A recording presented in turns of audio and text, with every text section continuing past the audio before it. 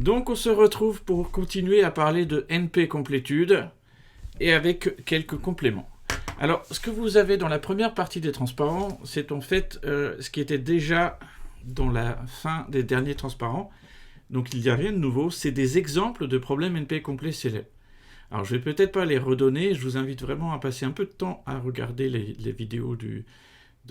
cours précédent, mais ce qui est important, c'est de connaître ces exemples de problèmes, parce que c'est des problèmes très célèbres